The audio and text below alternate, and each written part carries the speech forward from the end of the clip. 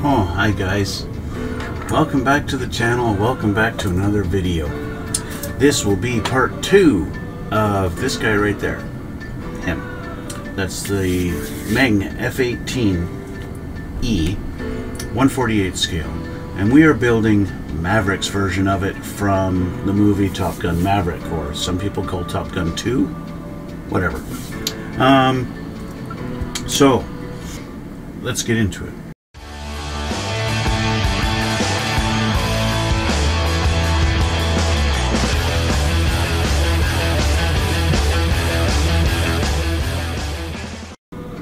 We got a little bit of the cockpit done.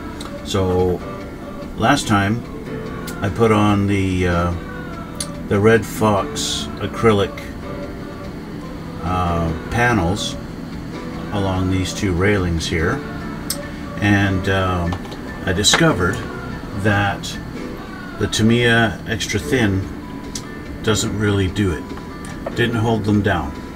Although it did its work on the actual plastic of the kit, on the actual acrylic set, it didn't stick. So I did wind up having to. I took them off, and then, as you guys saw in the last video, I primed this whole thing black. So I figured, well, while I have them off, I might as well paint the inside of the bucket gray like it's supposed to. So I did that. And then I put them back on, and I just used some CA glue, just a little dab across there, and then stuck them down. And of course the CA glue holds perfectly. Okay. Then I went ahead and I did the instrument panel. I'll show you on camera here so you can see nice and up close. If I can convince my camera to focus up close, we'll see. We'll see in a second here if it'll work. There you go. Okay. So put those panels on. After sanding them down, removing all the details so that it would actually sit flat and flush on there, because you have to do that. You have all the molded detail on the panel, and so you have to. I just took a file and I've just filed it all down until it was nice and smooth and flat. It gives me a nice flat surface to glue all these down. A little dab of CA glue for each one, and you're good to go. One thing that is really cool, they give you the option with this the Red Fox kit, is they give you extra ones right here if you want to have the displays lit up, like the plane is actually functioning, flying, whatever. So they have them all lit up as well. I went with them all dark. They're turned off because the plane is going to be in parked mode. Anyway, so that's what I went with that one. So we have that done. It's ready. It's ready. We are ready to start putting in some of our pieces here and get this cockpit assembled. Oh, I did go ahead and I pulled one of the one photo etched piece out of the center here. What's kind of neat, they have two pieces of clear plastic over top of the metal, and so they don't actually have any connecting points for you to cut. When you peel the plastic off, you can pull the metal piece out. That's pretty cool. It really saves a lot of time and work on the photo etch part. That being said, putting it in this hole, you can see on this side where I haven't painted this side, getting it to fit in there was a little bit dodgy. It was a pretty tight, snug fit. Photo etch being the way it is, it wants to bend. So it was a little bit tricky getting in there, but I did get it in there, no problem. And then I used this Metal Prep 4K by VMS. This stuff, you just put a drop on it and you just use a brush and brush it around, and that's basically, it does some kind of chemical thing to the photo etching and makes it ready to receive paint. It's almost like a primer, but it's clear, and yeah, and it works great. And then you don't get all that paint chipping. The paint actually sticks to it a lot better. So I did that, and then just sprayed it with the paint, and there we go. So there's our cockpit bucket. So let's start putting this thing together. Change the camera so you can see what I'm doing, and yeah, we'll go from there. Hello. Yeah. Okay, so first thing I want to do is put this guy in. So I'm going to test fit it first,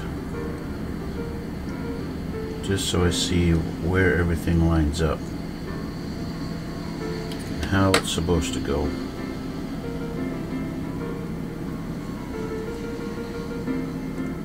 Looks like it goes like this. Okay. That's good. All right.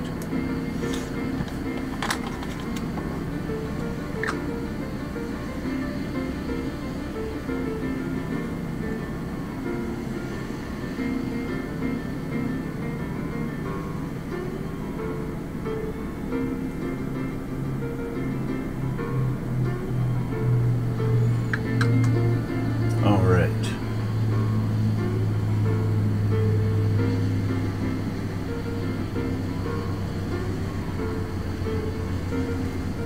Just like that. Next we have our,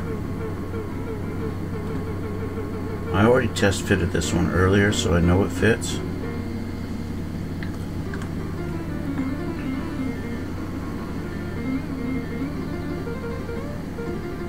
It's just simply getting it lined up with the hole in the bottom of the bucket.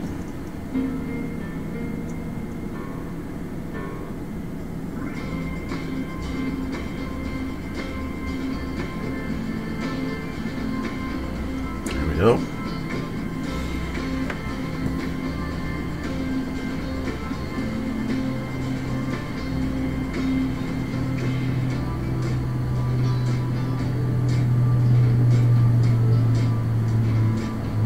right, here's that. Now we have our two little side walls, and they're going to go on each side. This.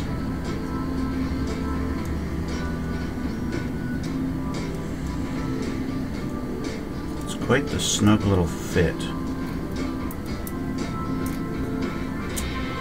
There. So for these I will use my thin.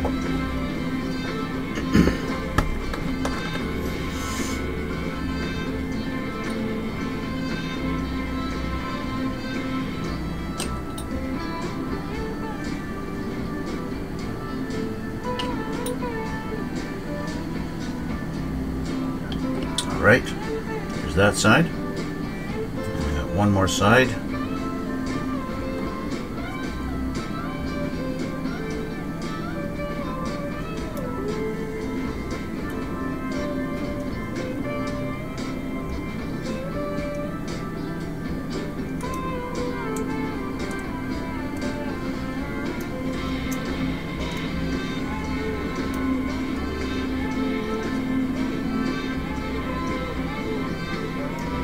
Again, snug fit.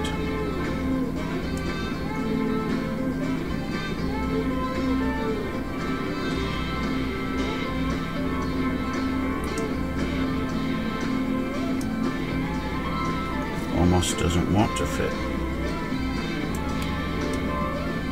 There we go. Got her in there. Okay.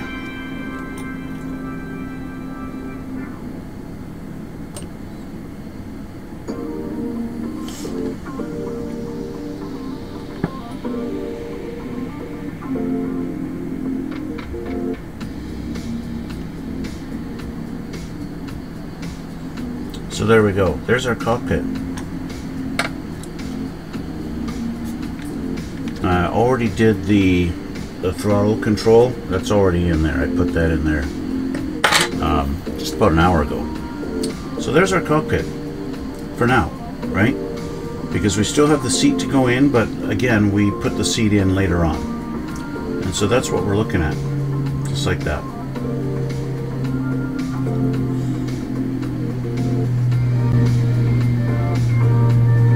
for now, right? I love the glossy gauges without having to do all that painting work. It's already done. It's really nice, really cool. So, with that done, we can put that aside because we won't be dealing with the cockpit right away. The next step, as you can see, I've taken our two sides of our nose fuselage and put them together. One thing I did want to comment on, looking at the pictures of the two planes that they used for the movie. Of course, they used an F-18E for the shots where you see the plane flying around and all the maneuvers he's doing. But then when he was in the cockpit and you've got the camera in his face and all those cockpit views, that was actually an F-18F that they used, and he was in the back seat. Now, camera, Hollywood magic, it looks like he's in the pilot seat, but he's not. He's actually in the back seat. So they used two different planes, painted up the same. But one thing I noticed is that little hump on the nose. This hump, now that this thing is black, you can't really see it very well, but there's a hump right here. Okay. This little boxy looking thing that sticks up. On the plane that they used for flying around, that is not there. I'll show you in this picture. There's a picture online where they've got like the two planes, you know, in two pictures like this, you know, and I'll show that right here. Okay, you can see the F-18F has this, but the E doesn't. That bugs me because this is an E and yet it has that. Unless for some reason that I don't know about, some of them have it and some of them don't, or maybe it's not an E that they used. I don't know. I don't know enough about them. But yeah, it kind of sucks that that hump is not there on that one plane. Also noticed that the fuel tank on the F-18F, they actually have the stripes on it and it says Top Gun, but on the E it's just black because, well, yeah, they're advertising, hey, this is Top Gun on the one that you're not ever going to see the tank because all you ever see is him in the cockpit, right? Yeah. What else did I do yesterday? Oh, I dealt with the little line on top of the canopy. I didn't show it to you because I was kind of tired this morning when I was doing it, and so I just felt like doing it while drinking a coffee. So I'll explain what I did. First thing I did was I took my knife and I very gently just kind of scraped away at that little line that was sticking up, okay, the seam line. So I kind of just very carefully went along that line and scraped it off till it was level. Then I took one of my sanding sticks or sponges here. I went with the 10,000 grit because I don't want to go harsh on it, okay? So I went with 10,000 grit and I went across it like this. I went with the grain. I didn't go across it like this because I didn't want to make a big wide section that I needed to clean up. So trying to keep it just as small as possible, I went this way with it. Okay. After doing the 10,000 grit, I grabbed my balancer sponge that comes with my razor glass file. I feel like I'm advertising for them now, but they're not. I'm not sponsored. I just love this thing and I use it all the time with my Gundam kits because this thing really cleans up those nub marks flawlessly. But it comes with this balancer, this sponge. They call it a balancer. So you've got one side this might be equivalent of like, I don't know, maybe like 6,000 grit or something like that. And then this is the equivalent of like 12 or 14,000. Okay, so I went with the 10,000 first, and then I went with this side, the super side. And one thing that you can tell when you're really getting this on, getting it smooth, I'm going to do a little test here. I'm just going to do a test. I have this F-104, I think it is. So we'll just go on here, and I'm going to scuff this up a little bit with the 10,000. Okay. Now, because this stuff is not really super abrasive, you're probably not even going to see it on the camera. Okay. So I have now scuffed this up a little bit. You can kind of hear it. Sorry, didn't have my camera close, so you can kind of hear. Okay. Now, when I take this, as it starts to smoothen it out, it's going to start squeaking. And it might do it right away even. Okay. There we go. Squeaky clean. It's not that it's clean, it's polishing it so smooth that it squeaks. And that's a sign that you've really got that smooth. Okay? And that's what's really cool about this. So, 10,000 grit, then I did this. Now, like I said, this is like equivalent to maybe 14,000 or something like that. It's just that little bit smoother. But that's not enough. Now, at that point, it's pretty clear, but when you look at it and you turn it and get it shining in the different angles of the light, you can see it's not 100%. And that's when I grab my Tamiya polishing compound. This is the finish. Okay? Put a little dab on there, and then I grab my little buffing wheel and I put it on the Dremel, and I just turn the Dremel on just on the very first one so it's slow, because you definitely don't want to build up heat. And then I just want to cross it like this with the Dremel on the wheel. This is just for reference. I'm not actually using this, but along like this with the wheel. Do it once or twice, wipe it clean, have a look, put a little bit more, do it again, wipe it clean, have a look. Did it 2, did it like 3, maybe 4 times, and I have a piece now that you cannot feel any difference. You cannot feel that line anymore. And as hard as it was to see before, it's even harder. Yes, you can see there is imperfection in the clear, but it doesn't look like a harsh line anymore.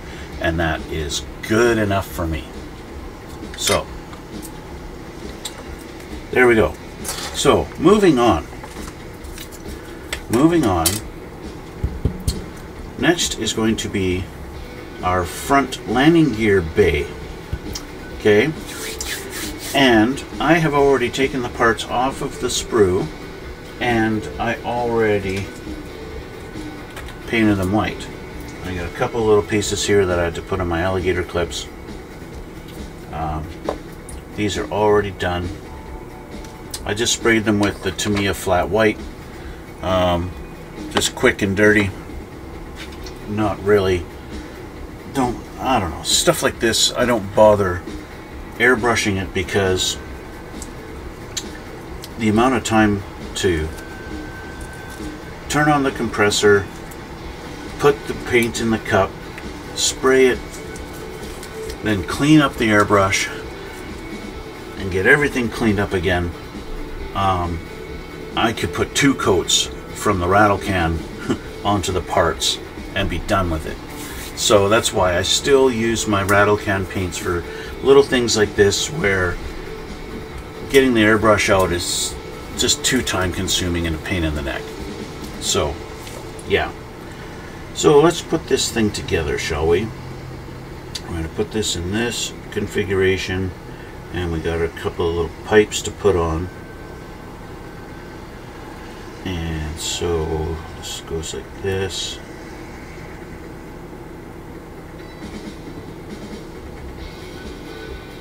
Like that. Let's get our glue.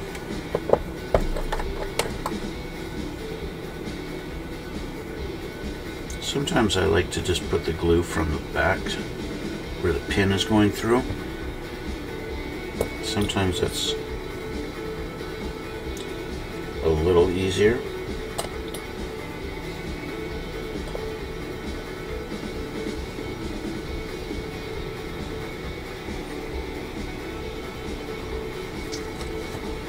You can't get much cleaner than that.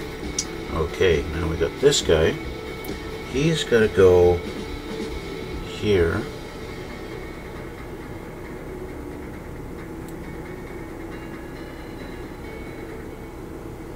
Oh, sorry. I keep forgetting to change the camera.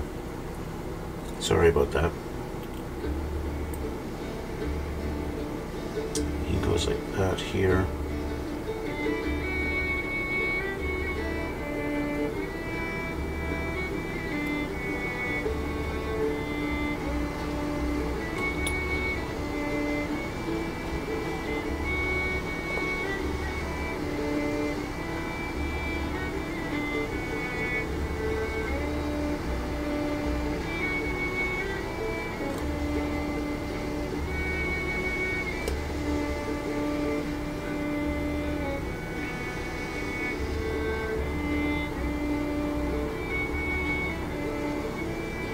So I'm going to have to hold just a little bit. It wants to pull up out of the hole. Okay, that's that. So let's assemble our sides and all that good stuff here. Now these do only go one way, and so that's kind of convenient for us.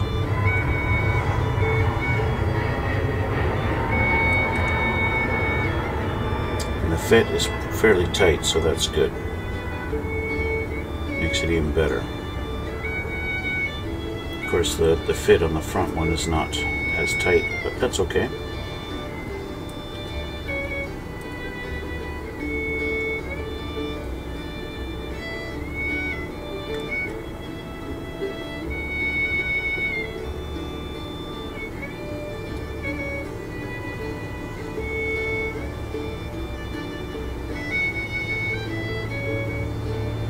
Very narrow bay.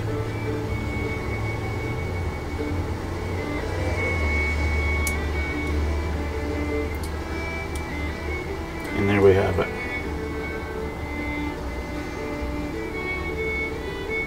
The paint on it making it a little bit of a snug fit, but that's quite alright.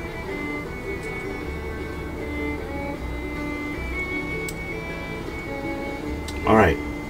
Let's throw some glue at it.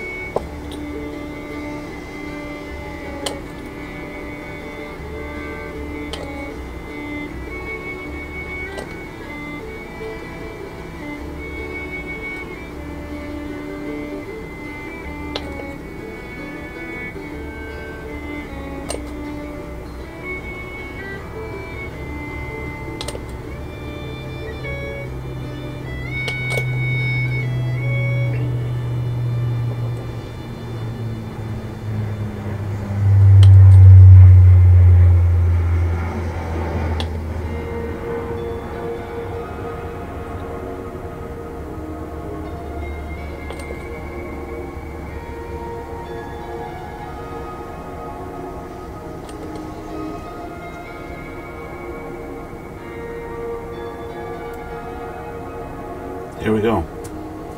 There is our bay. And the next thing they want me to do is we're going to glue... Oh, I missed a part. This has to go inside here. Is there a hole through? Yes, there is. Which direction does this go? It goes in that direction there. Now I'm going to need my tweezers.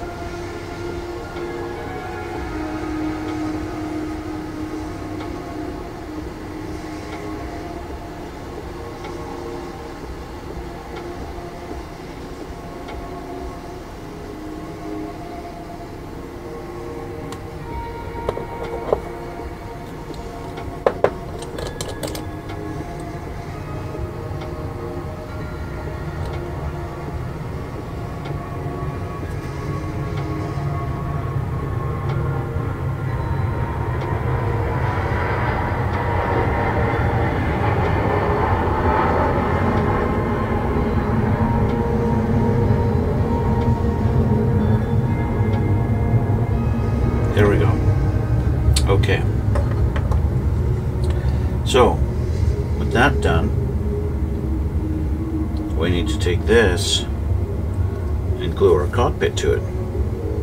So it's looks pretty straightforward. It's going to sit just like this.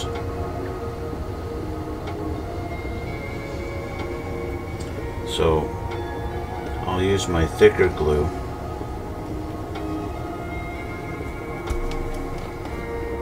for that part.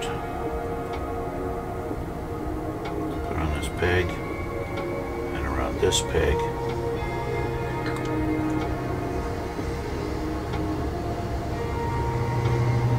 Put our two pieces together, just like so.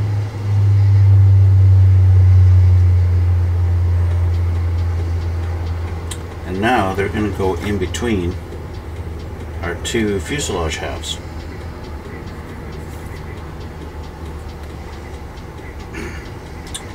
So on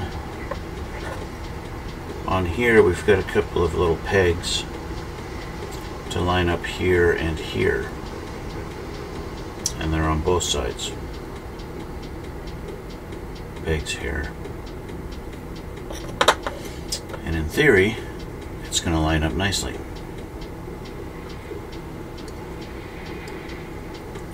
So we'll see here.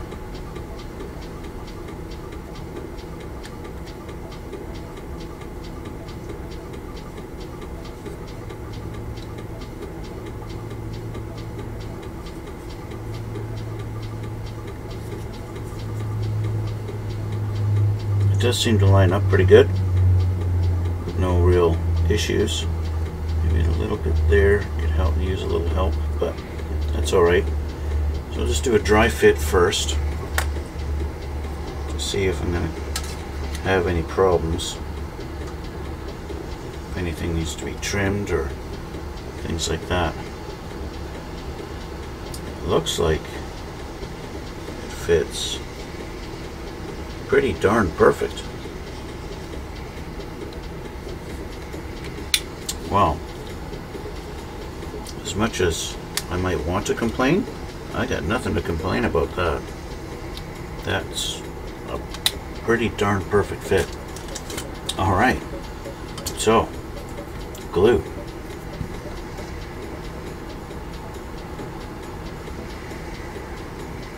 Glue these two first.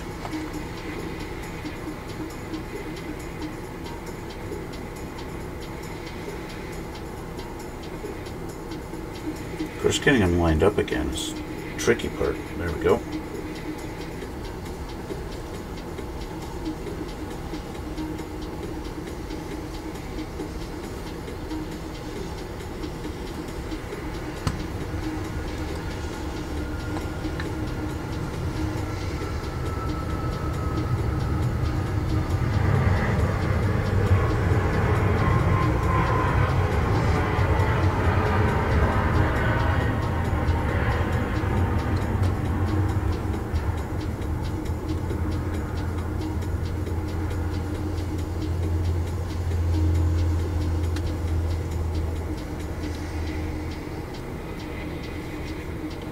Now you may have noticed I just put a little dab of glue onto the little pegs, or into the little holes for the actual fuselage, because I didn't want any of the thick glue to protrude out. That's what the thin stuff is for, in my opinion. That's what this stuff is for. To run in the cracks.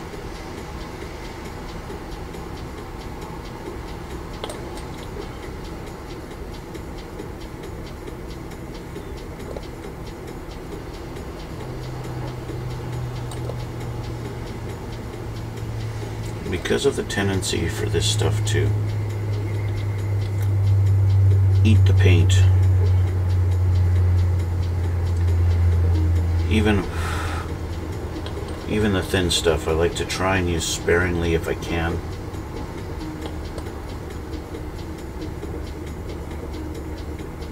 Press at the back here, it can hold, but we're about to fix that problem.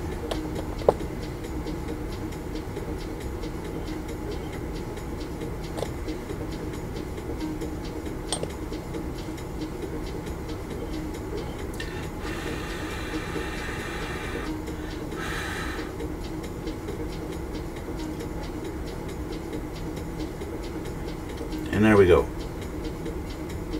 She's all glued together. She's happy. Should be happy.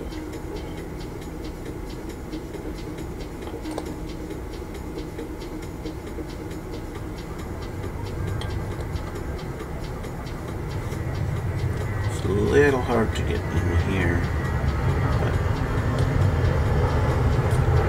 it doesn't really touch. So it's really, thank you airplanes. There's some realism for you. We've got, this is really only being held in at the bottom here. It's not actually touching the fuselage up top here, although it looks like it's very, very close, but I can actually, you know, stick my knife down in here, and on this side too. It's not actually touching. Okay. You can see that tiny, tiny little gap. So it's really only being held in at the bottom. Okay, so there's that. Okay, so that also makes us done with this page.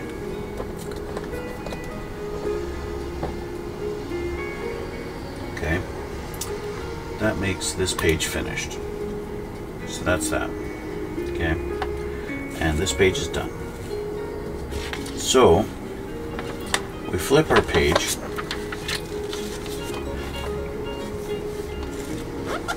and now we're working on a totally different part of the plane. Now I'm already anticipating a slight fitment issue when it comes to putting this into the upper fuselage. So I'll grab that piece now, and I'll show you. I haven't done this myself yet, but I've watched a couple of other builds online putting this thing together,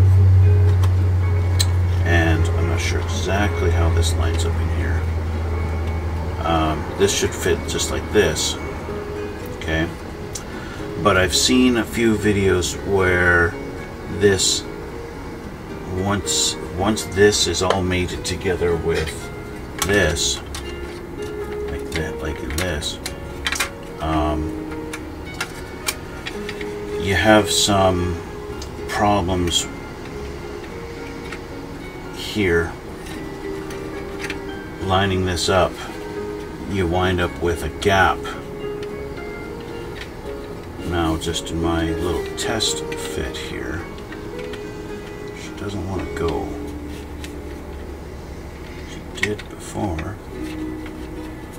This is why you test fit these things. So you throw a bunch of glue on here and now just throw it out, try to throw it together. You might wind up having problems you didn't even know about, but now you've got it all glued. Now you see, I've got it lined up here at the front. Now you can't see because this thing's black now, but it doesn't want to go together at the back here. This is set in nice and good, but this, I've got a problem. Okay, so what happens is it wants to push this whole nose forward just a little bit, and that's not good. So if I line it up here at the back, there are tabs for it to go in. Get that to line up.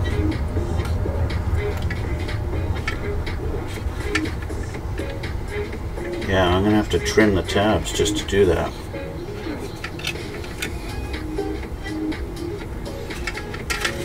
So while I'm doing this, I might as well get this prepared.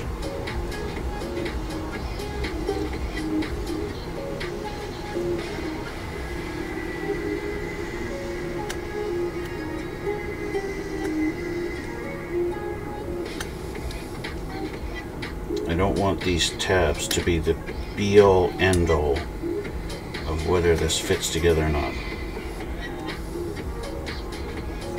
So I'm just going to trim them a little bit.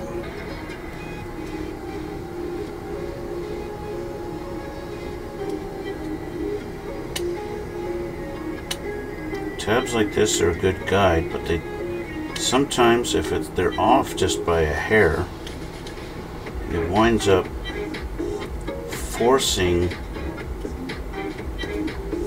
fitment issues. And that just might be the case here. So now that I've trimmed those, let's try that a little bit. Try that again. See, they got to go in these two little holes, which you can't see because it's black.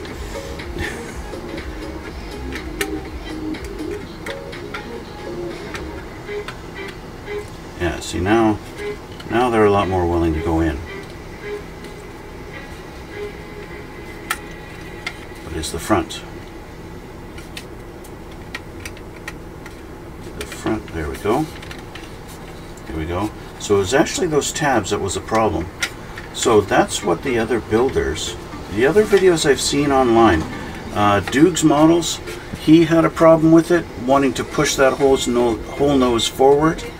And he had a gap here of about maybe 0.5 millimeter that he didn't like, and he wound up sanding this down at the back here to be able to move it back to where it needed to be.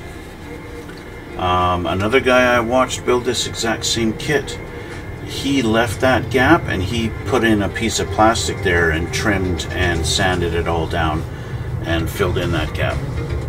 I, however, just by doing that little trim on those tabs, have completely eliminated that gap, and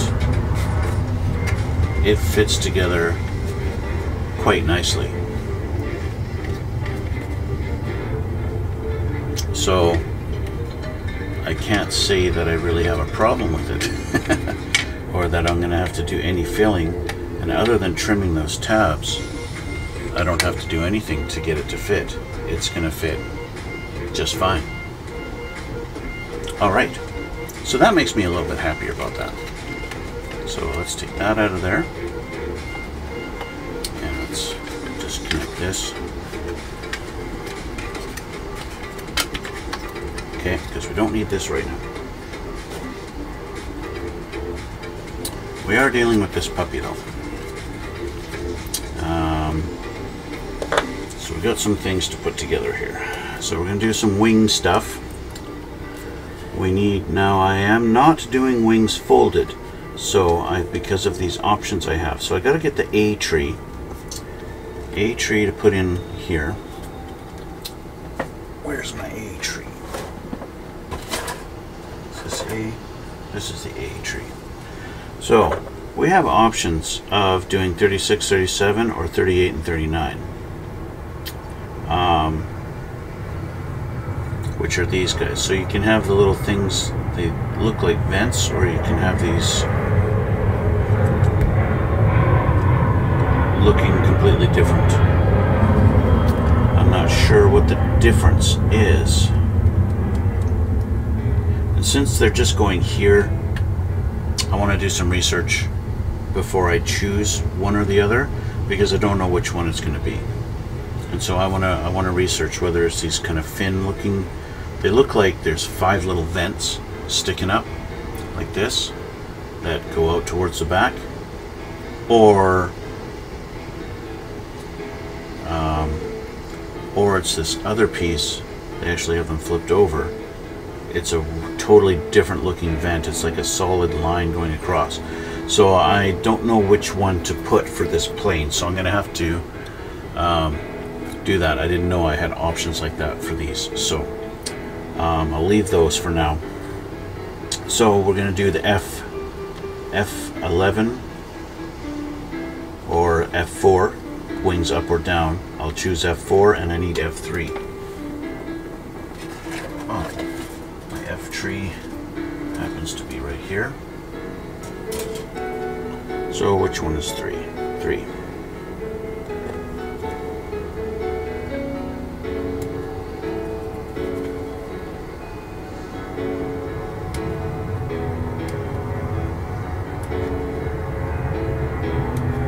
There's 3, and I want F4, which is this one.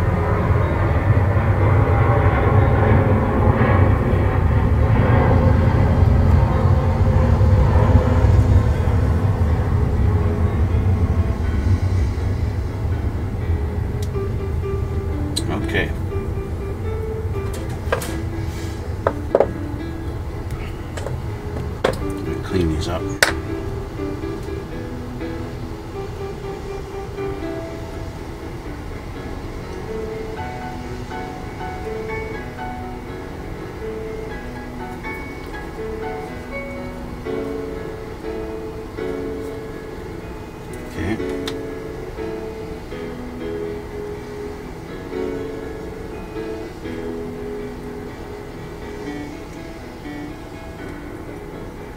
Alright, so we need to take this guy and we're going to put this in like this.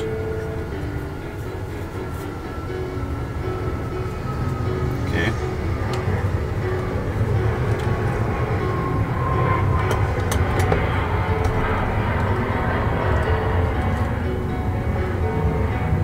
Oh, wait a sec. This is for the wings folded option. Ha ha ha! I'm not doing wings folded on this. So I need F11. Where'd my F and tree go? There it is. F11.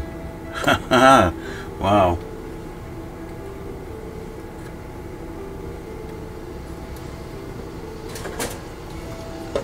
That'll teach me to pay attention. Because that really would have sucked. I would have been forced into doing wings up. I'm going to do wings up on my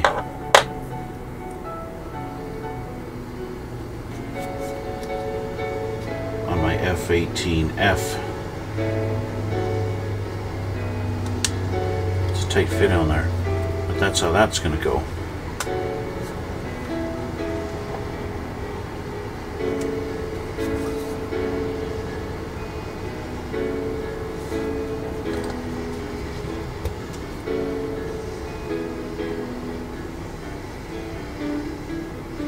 Now there's this line that's going across there. They're showing that as facing up, so that's what I'm doing. And then we're going to put this in on here. Two big tabs are going to fit in there. This is going to fit in across there. Do a test fit here.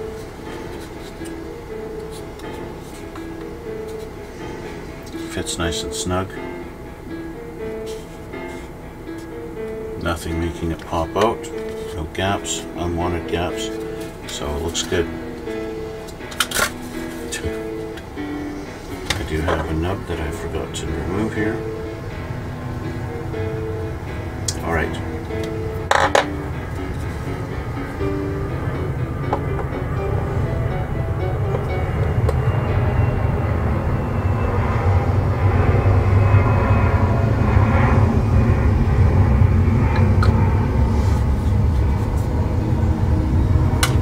Did the wrong side. That's wonderful.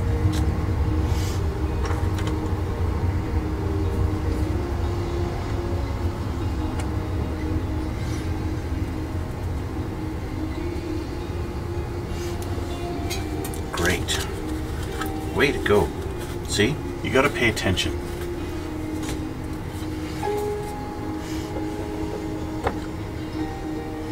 Maybe I need another coffee. Maybe that's the problem.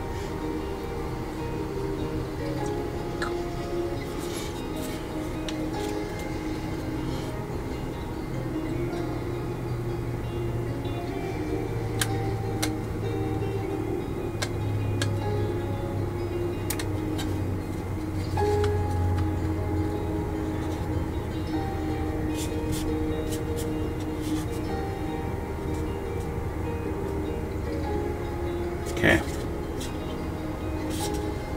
that's that. Now I want to do a little bit extra here.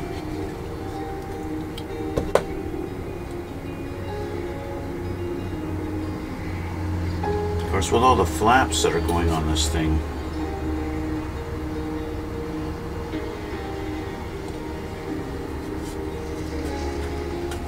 you don't even really get to see any of these lines or any of these gaps, even if there were any.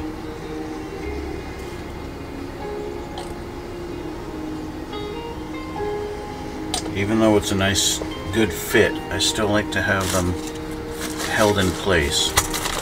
So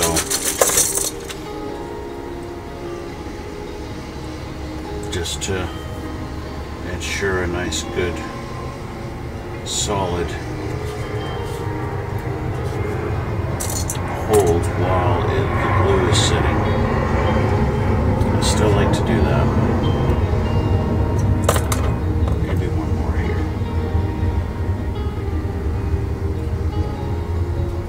Yeah. Just to make sure. Okay. So it's kind of funny. They show you how to do it on this side, but also remember this is already done over here.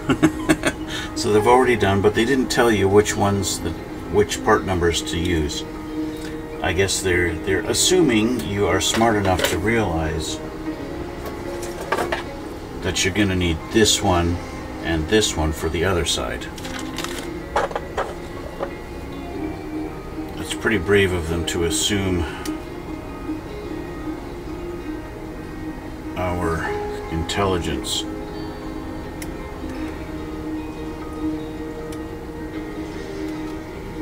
So there's that, and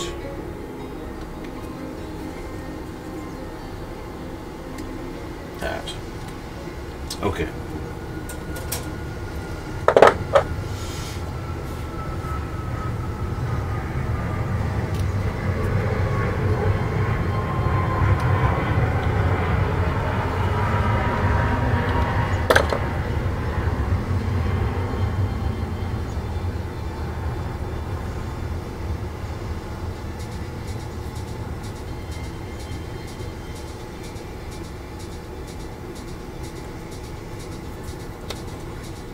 And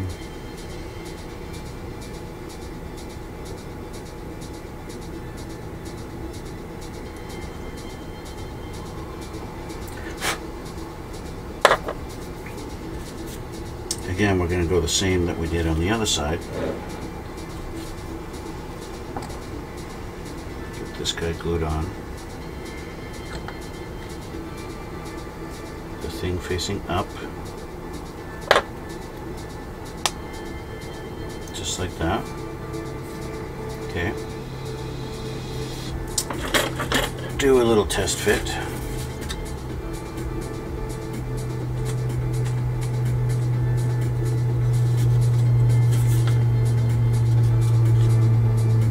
Looks good. Okay.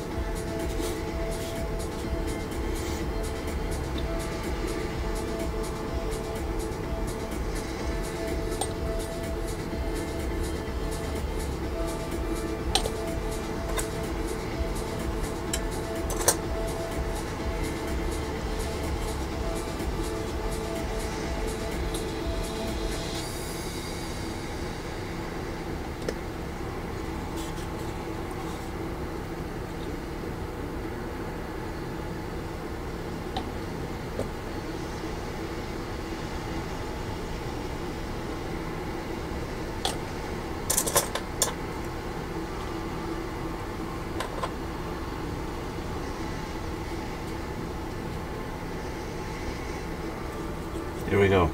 So I can take the clips off this side.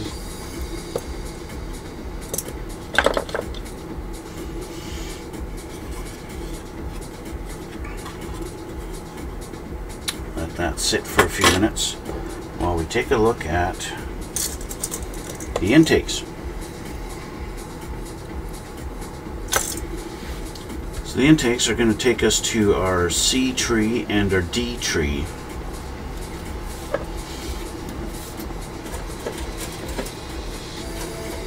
C and D. Here's our C, so we got to get these guys off of here.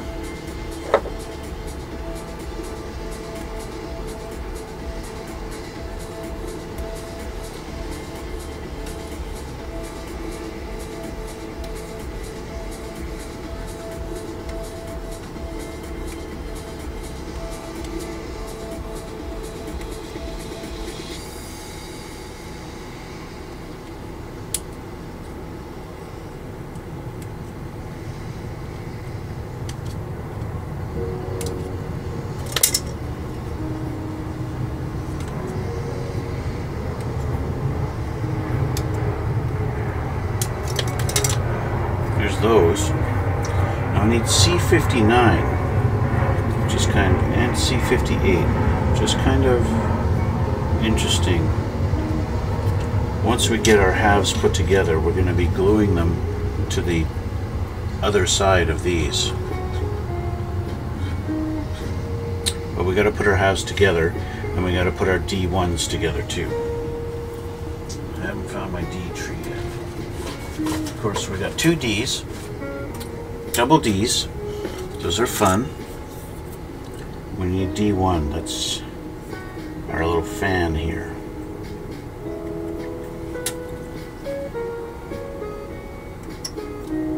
D1.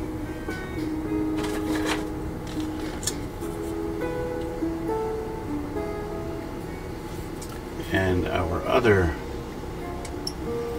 D1. Okay, so these are going together. They're only going to go one way, and so you just got to match them up. Just going to go like that. Very simple. Now, one thing to remember, these are supposed to be white on the inside, so I need to paint them first. And there's going to be some people who really hate the fact that there's ejection pin marks in here, and they're going to want to fill them in. And I don't usually bother, because, why don't I bother? Because when you're looking down the intake of this thing, you're never going to see that far back. Especially with the way these curve and stuff like that, you're never going to see it, and so I don't bother. I really could not care less if there's an ejection pin at the very back of my intake runner. Right there. Who cares, really? I'm almost tempted to not even paint these because of just the nature of the way these things are. But rest assured, I am going to paint them. I'm going to throw some gunmetal on them and be done with it. I actually like the light gunmetal color, and it'll only take me a second or two to paint them. So let's do that.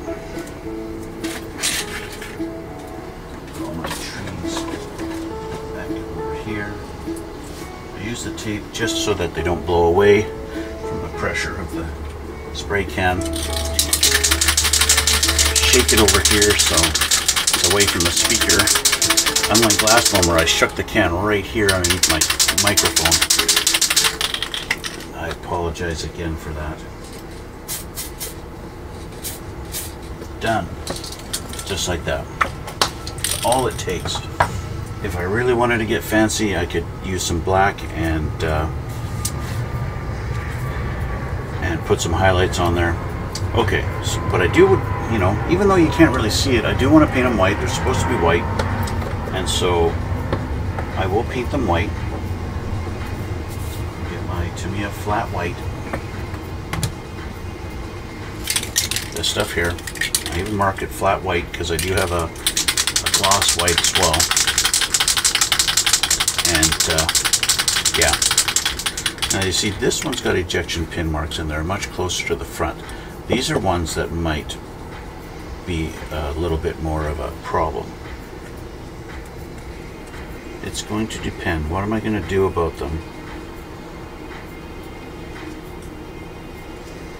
Is it... yeah. So this pin mark sticks up a little bit.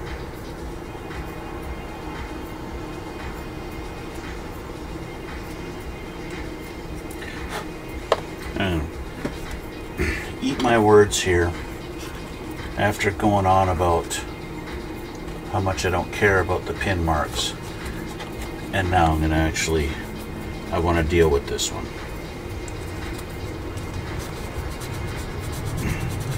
Just using some 2000 grit to take off the harsh edge of it.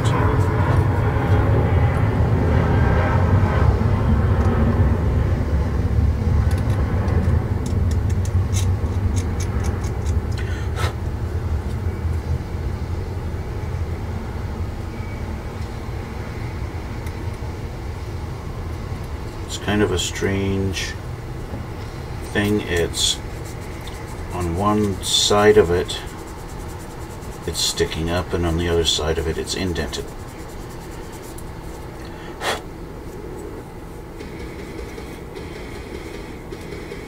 And this one's got a harsh, like, flashing going on.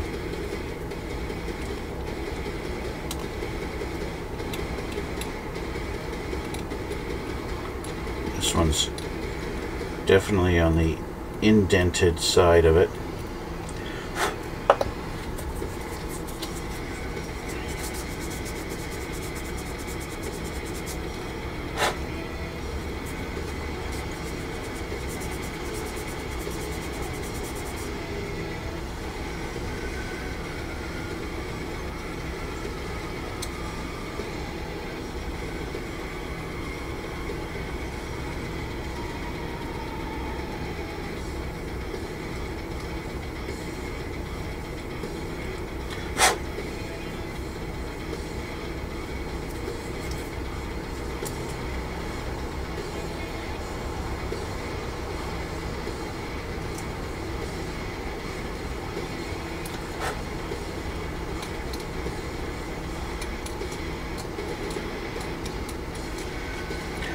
Okay.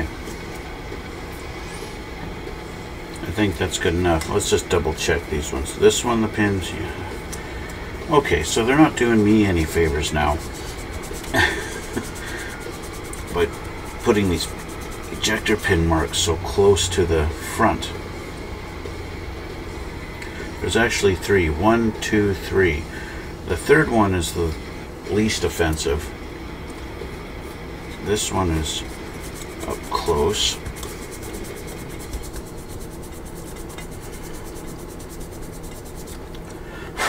I have no interest in trying to fill them in. To fill them in, wait for the putty to dry, and then sand it all down as smooth as I can get.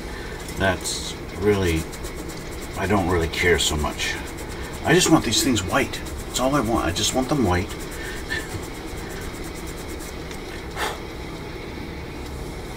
Good enough. Okay. These are dry. So,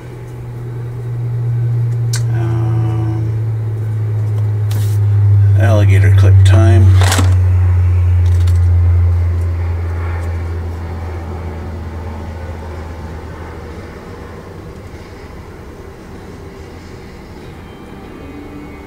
That's good. Just like that.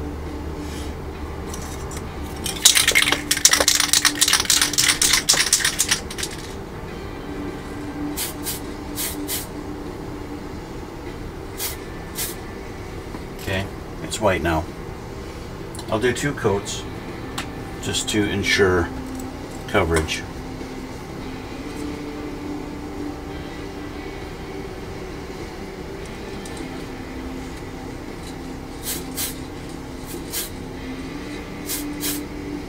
Especially because I didn't prime it. I'm definitely going to need more than 1 coat.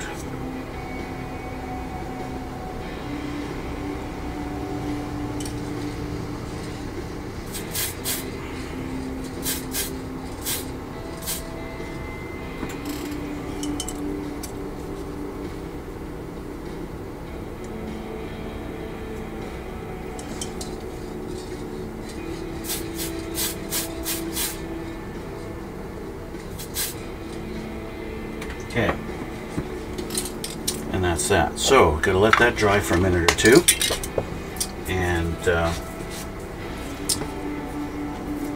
we'll go from there. So here's our little intake fans, and just because I'm feeling generous,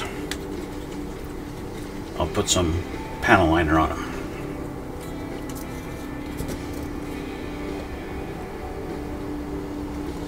Just to give them some contrast.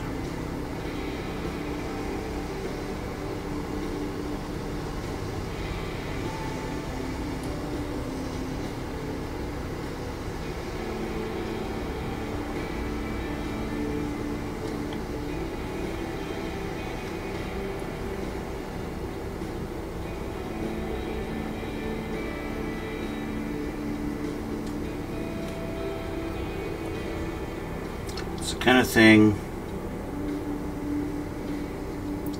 This is totally one of those effects that you know it's there. You're probably the only one. You know? Probably no one else is going to notice it.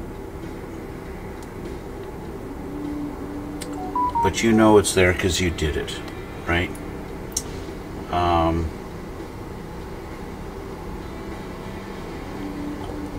Once it's all assembled, you probably won't be able to tell that it's been done. So, yeah, it's one of those things, right? And you can tell I went a little heavy on the paint here, and we've got some pooling, which is why I need to do multiple coats to get coverage. I'm going to continue with that, but I'm going to call it a day because I got to get going. We also have the other sides that need to be done. So if we look at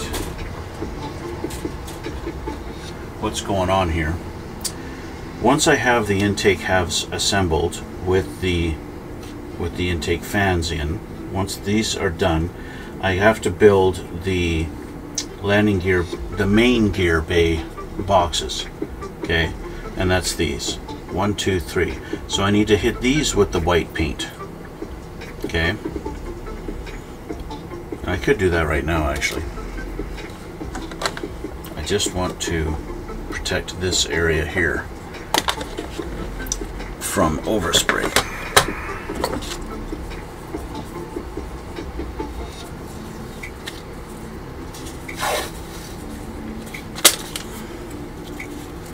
So I will do this.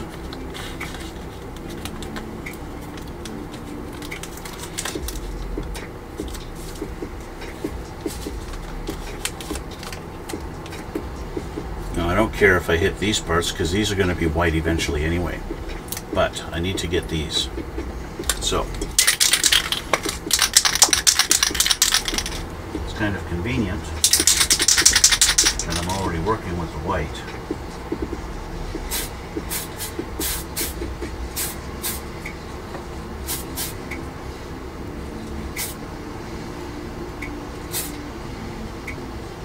So, just a light coat, and I'm going to let that dry for 5 minutes or so, and do it again. On the front, this is the result of two coats, and it came out pretty good. And I like the fact that I primered it in black, so the white is actually struggling to cover. And that's kind of cool because it adds to that weathered effect. You know, it makes the details pop more that way. This one's ready for a second coat.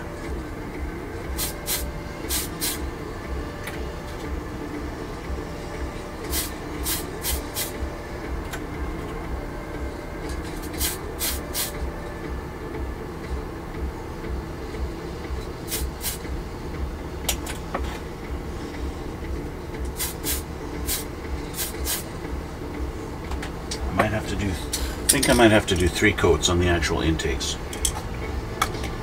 So I gotta let those dry now a little bit longer now that there's a second coat on top. And so with that, I think I'm gonna end it here for today. The next step is gonna be actually putting those assemblies into the lower half of the fuselage. And but that's gonna be for next time. So until next time, what I'll do is get these pieces assembled until next time and get those ready to be actually put into the bottom half of the fuselage. Okay, and so that's where I'm going to leave it here for today, guys. And so once again, I want to thank you guys for coming out, and thanks for watching. I see my Twitch chat has been super chatty as usual. Thanks, guys. But I do want to address a couple of comments that I got in my previous video. regarding the whole Gundam thing, don't worry about it. You know, I wasn't too hurt by it. I know you mentioned you kind of said it in tongue-in-cheek, but still, I appreciate it. I like the feedback, right? The star and stripe decals that come with the kit, as one of the guys I was watching that was building this version, he mentioned that they're angled, like the stripes are angled, and that was due to them, how they use them in the training program, that, you know, the Top Gun training program, that's their version of the star and stripe. But then I looked at the still pictures of the plane they used in the movie, and they're just the regular ones. So you're right, and I wouldn't have known that, and I wouldn't have even noticed. I would have just used the ones out of the kit, but I now know that's not the ones that should be used. Now I'm trying to figure out where exactly I put my decals. I think they're at the bottom of the box.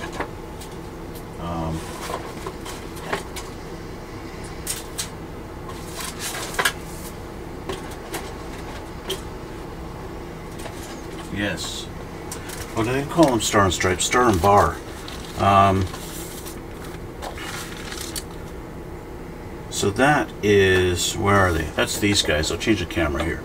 So these ones here, which you see where my finger is, it's kind of blurry now that those guys there. They're supposedly the ones that they use in the training program, right? But having looked at the plane, they just use the regular ones, and well, fortunately enough, they have the regular ones in the kit anyway, so boom, I get to use those. And I'm not doing the high-vis version of the plane, so I'm not using the colored ones. I'll be using the low-vis ones. So that'll work. That's not going to be a problem. I was thinking, oh, now I'm going to have to dig up some spares or whatever that I've got that I can use, but hey, they've got them there, and that's really nice. So don't have to worry about it. So I'm not going to be using these funky ones. Yeah. So that's that. So that being said, we're going to be done for the day, and I want to thank you guys for watching. Thanks for coming out. Thank you for the comments. I do appreciate the feedback. I really do. And yeah, and thank you, airplanes, for disrupting me all the time and all my talking. Yeah, so thanks again for watching, and thanks for coming out. Subscribe if you haven't already. There's 2 spots down below. You can hit the button to subscribe. Head on over to my Twitch and watch me live if you feel like that. And check out my Instagram and check out the still pictures I take of all my stuff. And thank you guys again for watching. Thanks for coming out. And yeah, with it being a holiday today, I had some extra time that I could get this done. And rest of the week, probably won't have a chance. It's the way life is. Anyway, thank you again for watching. Thanks for coming out. And we'll see you all in the next one.